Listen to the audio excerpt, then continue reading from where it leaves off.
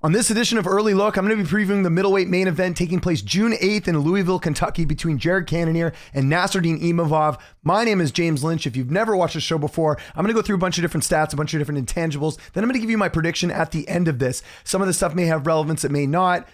I'll let you decide that. And at the end, I want to hear your prediction in the comments. Don't just give me a pick, give an actual prediction. I'd like to hear something a little bit more concrete.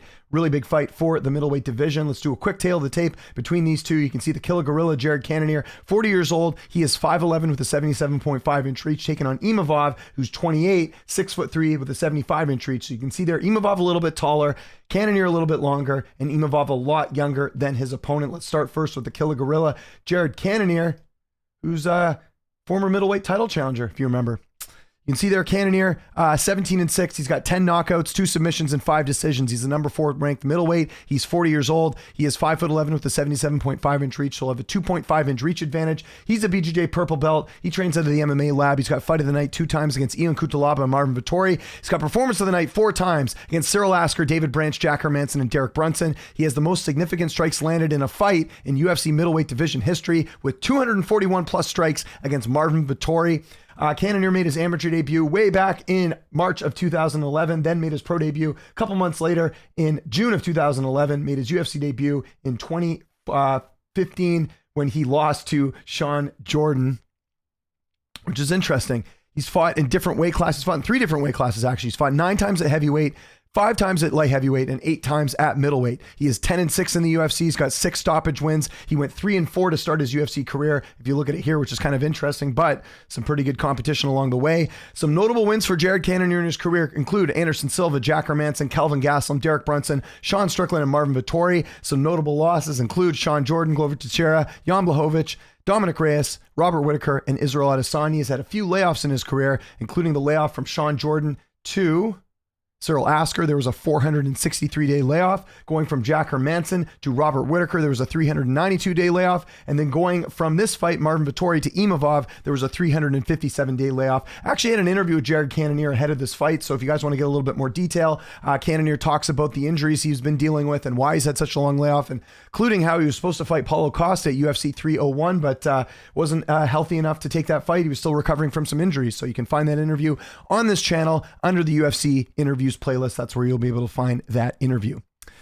What else? He's had 1 close fight in his career. That's the Sean Strickland one that he won. Some people say it was a robbery. I say it was a close fight.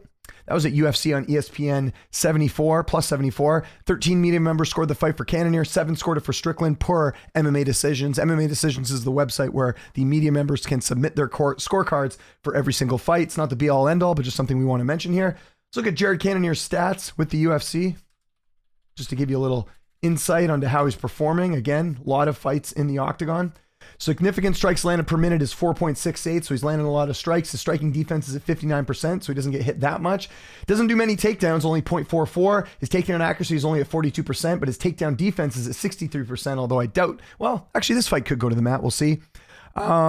And that's pretty much everything you need to know about Jared Cannonier. Apologies for my voice. Still not 100%, guys, at the time of recording this, but that's everything you need to know about Jared Cannonier. Let's talk about his opponent, the Russian sniper, Nassourdine Imavov. So you can see their 13-4 record. He's got 5 knockouts, 4 submissions, and 4 decisions. He is 29 years old. He is 6'3" with a 75-inch reach, so he's 4 inches taller. Sorry, he's 28 years old, but he'll be turning, why do they have, it's weird. Tapology says 28, but I guess, yeah, it's 28. I don't know why I put 29 down here. My bad. So anyways, he's 28, not 29.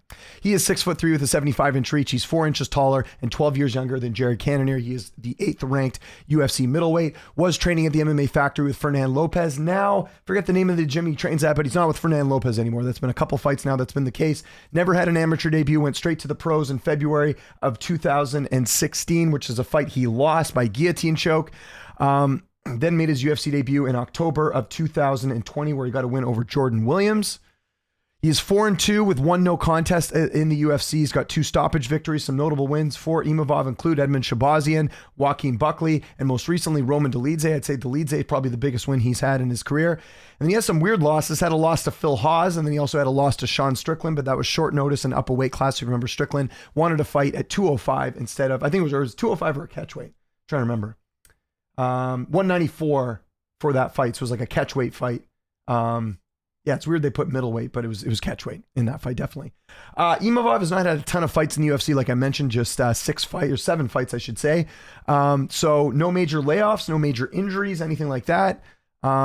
And then that Phil Hawes fight, we should mention that was a majority decision loss. If you go look on MMAdecisions.com and see the scorecards for that, you'll see that 13 media members scored the fight for Phil Hawes, 2 scored it a draw, and only 3 scored it for Imavov. So a bit of a weird fight, right? Phil Hawes not very successful in the UFC, but does have a win over Imavov. So one of those kind of weird stats that stands out. Every fighter's got a weird loss on their resume. So there we go. And yeah, I mentioned there, training with Nicholas Ott now. Used to train with Fernand Lopez, now training with Nicholas Ott. So there you go. Let's talk about his stats. Let me put it on there. Yeah, let me just grab Nassourdine Imavov. So if you look at Imavov's stats here, significant strikes land at 4.53. So that is a little bit less than Cannonier's at 4.68.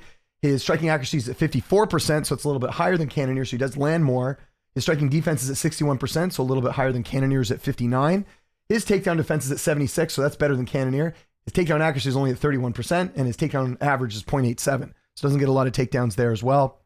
Let's go have a look at the odds right now, which I don't think we have any, but let's check anyways. So if you look at it here, no odds yet for this fight. I would imagine that Cannonier will be the favorite.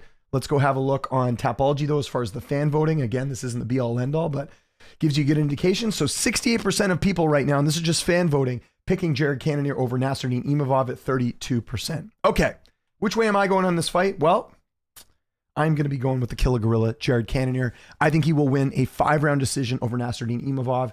Here are my reasonings why. Okay, first and foremost, 28% of Cannonier's wins are by decision. He doesn't actually knock out a lot of opponents. He does have knockout power, but if you look at it here, and it is the majority of his wins, 53%, but if you look over the last couple of years, the only knockout he's had in the last couple of years, dating back to 2020, I know he had back-to-back ones over, well, that was a knee injury with Silva. He did legit knock out Jack Hermanson. That was a huge win for him then. But if you look since the Whitaker fight, only one knockout, and it's against a guy in Derek Brunson who's been knocked out a bunch of times. So what do we kind of know here? We know that Cannonier, he has finishing ability, but he hasn't been finishing lately. Now, I know Strickland's tough to finish, so is Vettori. Vettori's never been finished in the UFC either. So do have to put that context out there. But I also got to point out that Imavov has never been finished in his career by knockout. He's been submitted before. That was earlier in his career. But you look at most of the losses for Imavov, 75% of his losses are by decision. So that's why I'm leaning more to the decision side of things. Cannonier's not had a knockout win since February 2022. The big thing here for me, and this is how I break down a lot of fights, is Cannonier has fought better opposition. If you look at who he's been in there with, Robert Whitaker, Adesanya, Strickland, he has a win over Strickland. I know people felt it was a bit controversial. Actually, I didn't mention that. Let me do that right now as far as how people scored the Strickland fight, just because I do think it's worth bringing up here. Just waiting for the website to load here. So you can see more people did feel like Cannonier won that fight over Strickland. I know a lot of Strickland fans say robbery. Look at the, majority of people here, media-wise, did feel like Cannonier did enough to get it done. So just wanted to point that out in case people are like, oh, he didn't beat Strickland. So Cannonier, like I said, fought better opposition. He's tough to finish. He's gone the distance with guys like Izzy and Whitaker that are, have finishing ability. And he's got more 5-round experience as well. So I think all of that will play the role. Now, the only concern with Cannonier that I have is there going to be regression? He is 40 years old. I mentioned the layoff there. How many days is it again? It's going to be 357 days since he last fought. That is concerning for a guy who's 40. But here's the thing with Cannonier.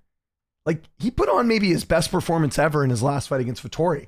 Like, if anything, I think he's getting better at age. He's like the Yoel Romero. You remember Romero? It's like he was still winning fights at his age. I don't think Cannonier's showing any signs of slowing down. And if he's not, then I think he should win this fight. My issue with Imavov, again, there's a lot of potential here, and I'm very high on him. And I don't think this is going to be like a dominant win for Cannonier. I think it will be close. But my thing with Imavov is we've seen him have lackluster performances. He was winning the Chris Curtis fight. I'll give him that, but Curtis is low-ranked middleweight. Dolidze, he's another older guy who I don't think is a contender anymore. That wasn't very good. Sean Strickland clearly beat him. They have a common opponent there, but remember, up a weight class, whatever. He beat Buckley, he beat Shabazi, and he beat Heinisch, who's like retired. And then he lost to Phil Hawes. So it's like, kind of what I'm getting at is that like nothing's been sort of flawless for Imavov, whereas with Cannonier, he's losing fights, but he's not losing like badly. He's not looking like embarrassed in those fights. He's still competing at a high level. And I think just for me, the fact that Cannonier's got power himself, the fact that Cannonier looks so good in that fight with Vettori, like I think Cannonier's win over Vettori was better than Whitaker's. I thought it was more dominant. So I just don't see any signs of Cannonier slowing down. You could make a case that Cannonier should be fighting for the title next. Like, this is a guy who's competed quite well at the top of the weight class, and we just haven't seen Imavov do that. His best win is Dolidze, but Dolidze, in my opinion, is the gatekeeper in the weight class. So I favor the level of competition a lot here with Cannonier, and that's why I'm going to be picking him here by decision. So my official pick for this fight is Jared Cannonier to win a decision. So I want to know what you guys think in the comment section below. Do you agree? Do you not agree? Who do you think wins? I would love to get your pick for this fight and also your prediction. Tell me how you think this fight plays out. Again, razor close fight. Could this be the coming out party for Imavov and he upsets Cannonier? I could see it happening. I actually don't even know, like I said, what the odds are going to be. Maybe Imavov's a favorite, but I just think that despite the age gap, I do think Cannonier's still competing well at a high level, and he's not in that decline yet, so I got to take him here. Follow me on Twitter, TikTok, Instagram, @LynchOnSports. I'm James Lynch. Thanks so much for watching, and I'll see you next time.